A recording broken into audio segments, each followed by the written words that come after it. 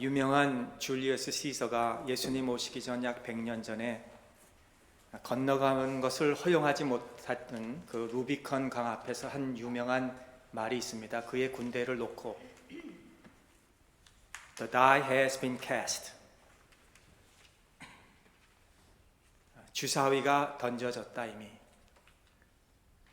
우리는 뒤로 돌아갈 수 없다, 그런 뜻입니다. 그 말 한마디로 약한 군대를 끌고 폼페이의 대왕과 싸움으로 인해서 놀라운 역사를 이루기 시작했습니다. 오늘 우리가 종료주일을 맞이하면서 마치 주님이 The die has been cast, 이제는 예루살렘으로 입성하시면서 이제는 뒤로 돌아갈 수 없는 인생의 마지막 한 주일 남겨두시고 하나님의 섭리, 그 필연적인 섭리, 하나님의 뜻을 이루시기 위해서 놀라운 역사가 펼쳐지는 사건을 오늘 주님이 하는 듯 우리에게 전해지고 있습니다. 장로님 오늘 기도해 주셨듯이 이번 한 주간은 우리 기독교인으로서의 가장 성스러운 홀리 윅, 고난 주간, 그리고 성금요일, 그리고 주일은 부활절로 우리가 지키게 됩니다. 예수님께서는 이 제자들과 함께 여리고를 떠나서 약 17마일이나 되는 이 거리를 오셨습니다. 여리고에서 예루살렘 그리고 시온산으로 올라가는데 약 3,000m로 올라가야 되는 그런 길인데, 거기에는 오늘 벳바게라는, 영어로는 벳페이지, 여러분이 아시다시피 벳라는 건 집이고 바게, 페이지라는 것은 이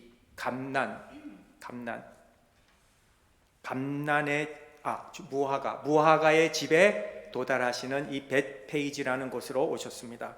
이제 딱 한 주일 예수님이 남으셨어요, 생애를 사시는데. 근데 한 얼마 전에 예수님께서 나사로를 살리시고 죽은 가운데서 마르아와 마리다 집에서 그 식사를 하시고 이제 얼마 떨어지지 않는 이 벳바게라는 곳에 이르렀을 때에 군중들로 가득 차 있었습니다.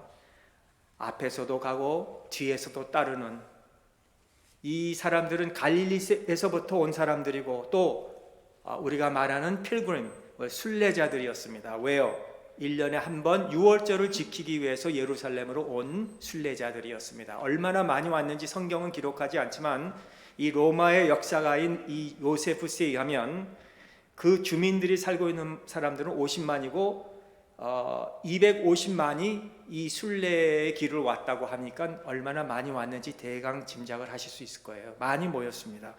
이 대단히 중요한 유월절입니다. 그리고 그 분위기는 흥분되어 있습니다. 지금 순례자들이 오고 일주일 기간 동안, 어떤 사람들은 일부는 일주일 동안 그 예루살렘에서 생활을 하다가 다시 고향으로 간다 그럽니다. 오늘 이 본문은 아마 제가 설교도 벌써 한 5번 이상 이 본문 가지고 한 것 같아요, 지금까지. 근데 읽을 때마다 이 어떤 매력, 강력함이 느껴져요, 자꾸. 저는 오늘 이 주님이 얼마나 이 무대를 지금 설정하고 계시는지, 주님이 여기에서 지시하고 계시는지, 주님이 지금 피해자가 아니고 이 예루살렘의 입성은 어떤 주님이 패배자로 입성하는 게 아니고 주님이 모든 것을 지금 컨트롤하고 계시는 그런 주님으로 이렇게 느껴지게 된다 이거예요. 여러분 그렇게 느껴지십니까? 이 사건은 가이사랴 빌립보에서 베드로에게, 베드로야 너는 나를 누구라 하느냐? 베드로는 주는 그리스도시요 살아계신 하나님의 아들이시니이다. 마태복음 16장 21절에서 이때로부터 예수 그리스도께서 자기가 예루살렘에 올라가시기로 나타내셨다라는 말씀으로 지금 계속 여기까지 온 겁니다. 그렇습니다. 예수님의 이 예루살렘의 입성은, 오늘 종료주일의 입성은 승리의 입성이고 메시아로, 구원자로, 죄를 짊어지시는 분으로 주님이 오신 것입니다. 저는 오늘 이 본문 말씀 승리의 입성이라는 제목으로 세 가지 오늘 말씀을 짧게 드리려고 합니다. 첫째는 초라한 입성, 아무 볼품이 없는 입성이요. 둘째, 성취된 입성. 셋째, 우리의 반응. 오늘 첫 번째로 초라한 입성입니다. 2절 3절에 보니까 이르시되 너희는 맞은편 마을로 가라. 그리하면 곧 매인 나귀와 나귀 새끼가 함께 있는 것을 보리니 풀어 내게로 끌고 오라. 만일 누가 무슨 말을 하거든 주가 쓰시겠다 하라. 그리하면 즉시 보내리라. 예수님의 입성은 초라한 입성이었습니다. 나귀를 탔습니다. 매튜 헨리는 그의 나라가 이 세상에 속하지 않았음을 나타내 주는 의미로 그렇게 타셨다고 설명을 했어요. 얼마나 진실하신 우리 주님 왕이십니까? 약 520년 전 사역을 하던 스가랴라는 선지자는 오늘 마태복음에서 2권 더 전에 있는 말라기와 바로 전에 있는 스가랴 선지자는 한 520년 전에 앞으로 일어날 일을 보면서 이런 예언들을 했는데, 이 알렉산더 대왕, 우리가 잘 아는 알렉산더 더 그레이트는 주전 359년에서부터 336년까지 나일강에서부터 저 인도까지 확장을 했던 이 왕이었습니다. 대왕이었습니다. 아마 스가랴 선지자가 그 앞으로 일어날 그 일이 알렉산더 대왕이든 아니면 그보다 그 후에 나오는 이 유다 메카비우스라는 주전 167년에서 160년 동안 사역을 했던 이 셀코스 제국에 대한 이 마카비 반란을 일으킨 그 사건, 여러분들이 역사를 아실 거예요. 그러나 그 사람이 아니냐. 그런데 오늘 스가랴 선지자는 그 후에 오시는 메시아가 바로 우리의 왕으로 오시면 이 땅, 이 나라를 회복하실 것이라는 사실을 250만이나 되는 그 순례자들이나 예루살렘에 사는 50만 명의 그 사람들이 이 스토리를 잘 알고 있었다는 거예요. 왕이 오시면은 이 나라를 구속하실 왕인데 그분이 나귀 타고 입성을 하신다. 여러분, 대왕이 나귀를 탄다 그러지 않습니다. 대왕은 the emperor of the 그 무슨 로만 엠파이어의 대왕은 뭐를 탈까요? 아마 아라비아에서 가장 비싼 힘을 상징하고 자신이 누구인지를 상징하는 그 준말을 타고 입성을 했을 거라 그렇게 생각하지 않습니까? 내가 얼마나 중요한 사람인지 그거를 보여주고 싶어서 그런 말을 타고 입성할 텐데, 그러나 오늘 예수님의 입성은 아주 초라한 입성입니다. 물론 과거에 솔로몬도 그 대관식을 할 때에 나귀를 타고 입성을 하였다고 하지만 정말 왕 중의 왕이신 우리 예수님께서, 세상을 다스리시는 그 주님께서 이 예루살렘 도시를 입성하시면서 초라한 모습으로 입성하셨다는 것을 보면은 참 우리에게 무슨 생각을 주는지. 스가랴 9장 9절 10절 보니까 시온에 따라 크게 기뻐할지어다, 예루살렘에 따라 즐거이 부를지어다. 보라, 내 왕이 내게 임하시나니 그는 공의로우시며 구원을 베푸시며 겸손하시며 나귀를 타시나니 나귀의 작은 것 곧 나귀 새끼니라. 내가 에브라임의 병거와 예루살렘의 말을 끊겠고 전쟁하는 활도 끊으리니 그가 이방 사람에게 화평을 전할 것이요 그의 통치는 바다에서 바다까지 이르고 유브라데 강에서 땅끝까지 이르리라. 약 520년 전에 예언했던 이 스가랴 선지자의 예언을 그렇게 했는데 오늘 예수님의 입성은 전혀 다른 모습으로 입성하시고 계셨다는 거예요.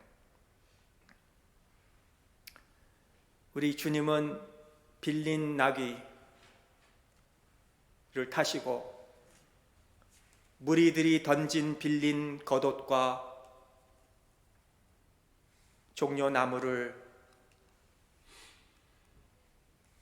그 위를 걸으셨습니다. 이순신 장군이 나귀를 타고 동대문에 들어오신다 생각해 보셨습니까? 이 순례자들이 무엇을 보았을까요? 루터는 이렇게 얘기했습니다. 그 사람들은 가난한 거지 왕이라, 그렇게 루터가 표현을 했어요. Poor beggar king.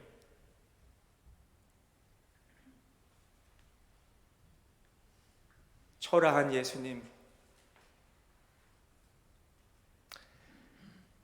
그런데 요한계시록에 보면 19장에 요한이 이 마지막 그 반모섬에서 그 환상을 본 그 계시록에 보면, 마지막 책이죠, 성경에 19장에 할렐루야가 4번 나오는데, 할렐루야를 4번 선포하고 할렐루야, 구원과 영광과 능력이 우리 하나님께 있도다. 그의 심판은 참되고 의로운지라. 마지막 우리 주님이 오신 때는 백마를 타고 오시는데 지금은 아니에요. 지금은 갈릴리 언덕을 향하여 가시는 주님은 초라한 왕으로, 메시아로, 사람으로, 거지로. 로마 황제가 이 전쟁에 나가서 승리하고 돌아오면요, 전쟁에서 5,000명 이상 죽이고 오는 사람을 위해서는 퍼레이드를 열어준대요. 5,000명을 못 죽인 자는 그저 박수만 쳐준대요. 그런데 5,000명 이상을 죽이고 온 장관 또는 장군에게는 축제를 열어주고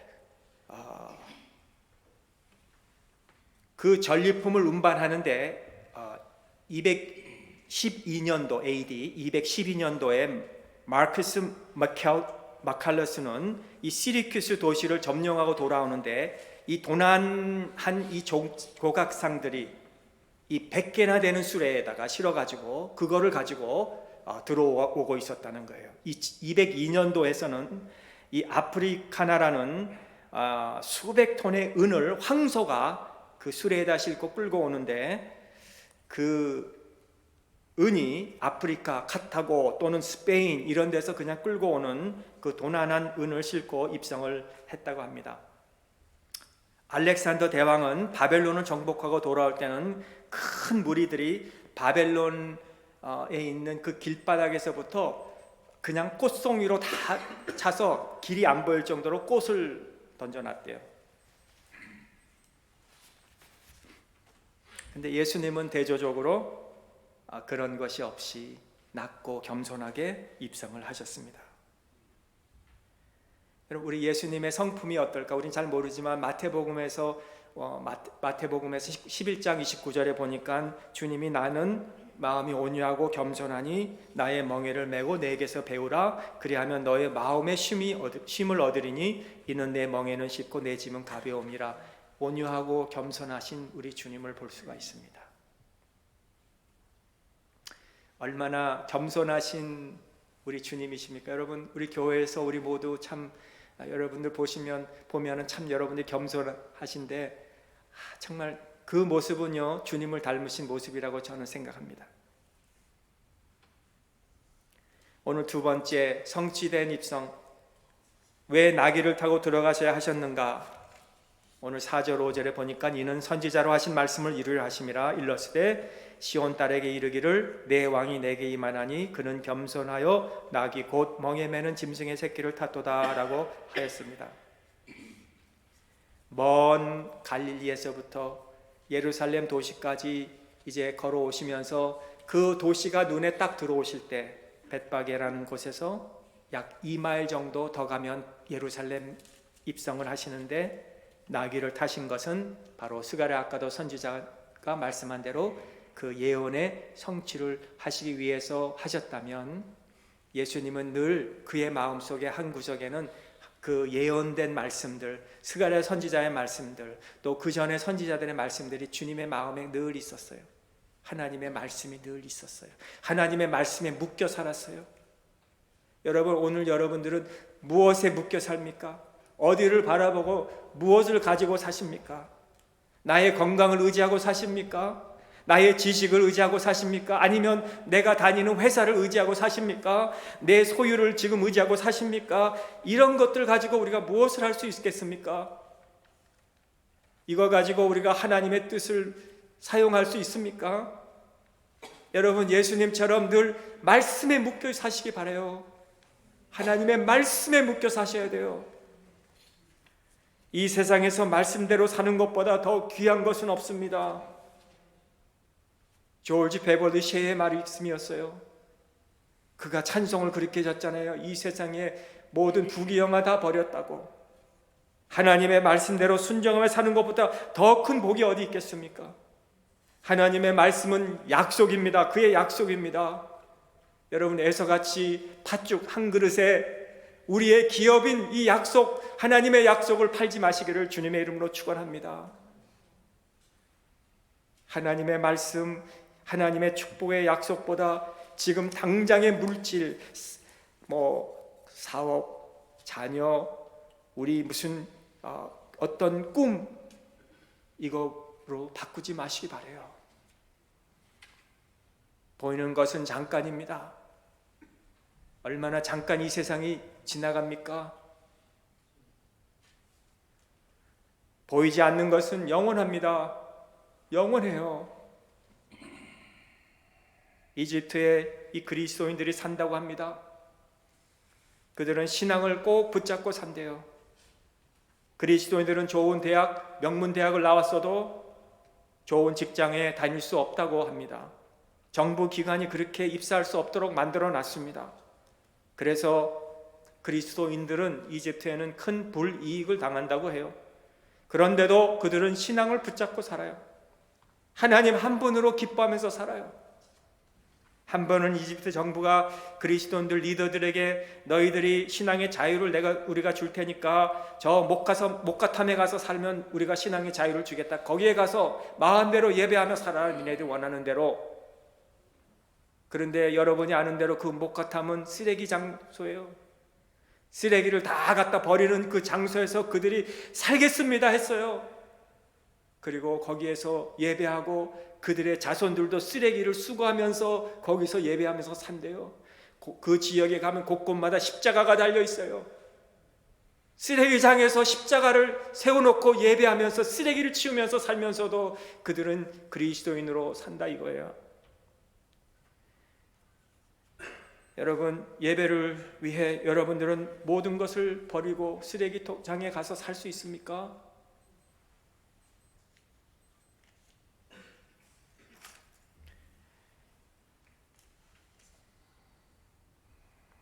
오늘 이 시간에 예수님은 늘 말씀을 생각하며 말씀 성취를 위해서 난 예루살렘 입성도 가겠다고 하신 거예요.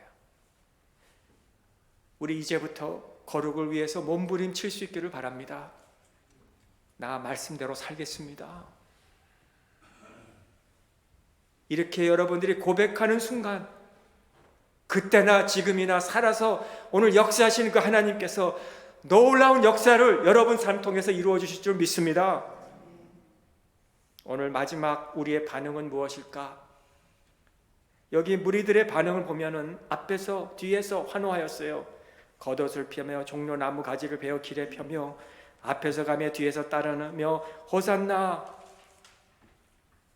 그런데 며칠 후가 되면은 십자가에 못 박으소서,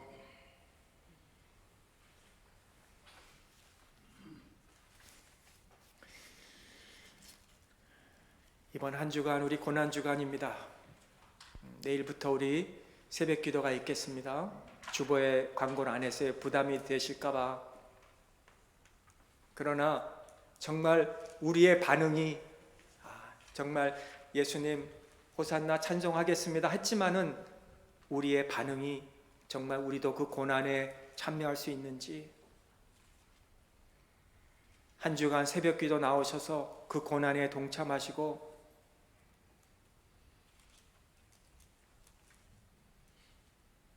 기도하시기 바라요. 십자가에 달리시기까지 그 길을 가신 우리 예수님을 보면서 나의 죄값을 갚아주시기 위해서 그 길을 가신 우리 주님께 대한 우리의 반응이 무엇입니까?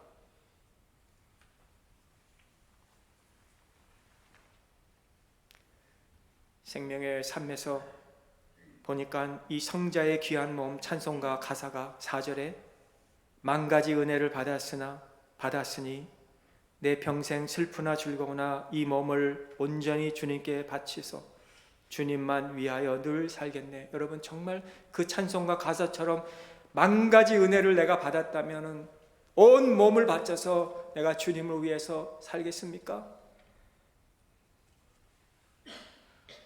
여러분이 아는 그 매미는 7년 동안 그 어두운 땅 속에서 있다가 그의 생애가 딱 한 달입니다. 한 달.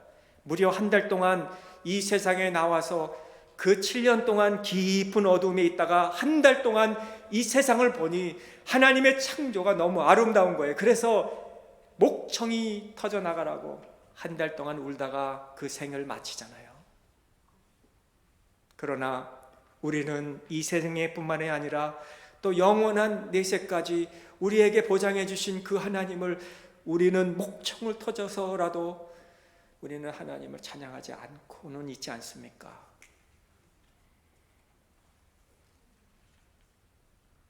호산나 찬송하리로다가 이 무리들의 찬송입니까? 아니면 진정으로 나를 위해서 십자가를 가신 그 주님을 내가 정말로 호산나 찬송하리로다 하시겠습니까? 찬송가 65장에 내 영혼아 찬양하라 주님 앞에 엎드려 구속하신 넓은 은혜 높이 찬양하려 하여라 찬양하라 찬양하라 영원하신 하나님 아멘. 찬양하라. 우리의 반응이 우리를 위해서 종려 이 주일에 입성하신 그 예수님을 찬양하라 내 영혼아 찬양하라 찬양하라 찬양하라. 우리가 그렇게 찬양할 수 있다면 여러분 정말 여러분 마음속에는 진정한 이 구원이 영생이 있는 줄을 믿습니다. 기도하겠습니다. 하나님 아버지 겸손하신 우리 주님은 아래로 저 아래로 낮은 곳으로 내려가셨고 우리를 위로 올려주신 우리 주님을 생각합니다. 우리를 축복해 주시고 이 귀한 선물 생각할 수 없고 상상할 수 없는 이 구원의 선물을 우리가 받았사오니 호산나 찬송하리로다. 우리를 구원하신 다윗의 아들 예수님을 우리가 찬양하는 우리의 삶이 되게 하여 주시옵소서. 예수님의 이름으로 감사하며 기도하옵나이다. 아멘.